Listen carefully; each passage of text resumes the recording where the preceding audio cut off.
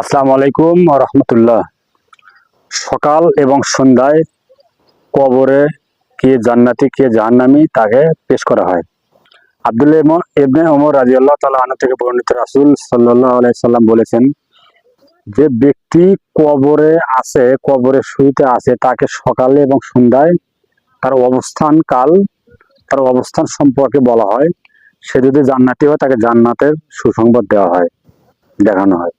এবং সেই ব্যক্তি যদি জাহান্নামে হয় তাহলে জাহান্নামে সুসংবাদ তাকে দেওয়া হয়।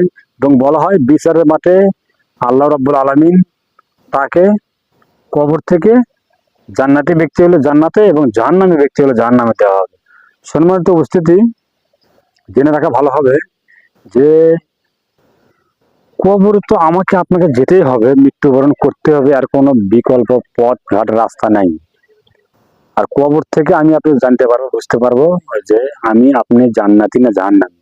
এবং ওই কবরে কারো কোনো সুপারিশ, কারো কোনো কথা, কারো কোনো অজুহাত চলে না। আমার আপনার আমল যদি ঠিক থাকে তাহলে আপনি আমল দিয়ে জান্নাতে যেতে পারবো। আর যদি আমার আপনার আমল ঠিক না থাকে তাহলে কবর থেকে জাহান্নামে আবার শুরু হবে কিয়ামত পর্যন্ত। কিয়ামতের দিনে ওখান থেকে উঠে তাকে জাহান্নামে দেবে।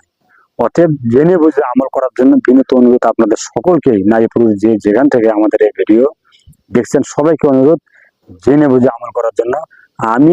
আপনি সবাই, পৃথিবীতে যত নর নারী আছে, সকল মুসলমান একসঙ্গে আপনি জান্নাতে যেতে চাই। জান্নাতুল ফেরদাউস আল্লাহ তুমি কবুল করো, আমিন। সম্মানিত উপস্থিতি, আবারও অনুরোধ করে বলছি, বিশেষ করে 5 ওয়াক্ত সালাত আপনি ছাড়িয়েন না। 5 ওয়াক্ত সালাত যদি আপনি না আদায় করেন তাহলে আপনার কোনো আমল কবুল হবে না। যেটা হজ বলেন, জাকাত বলেন, সাদাকা বলেন, যেটাই বলেন, কবুল হবে না। আসসালামু আলাইকুম ওয়া রাহমাতুল্লাহ।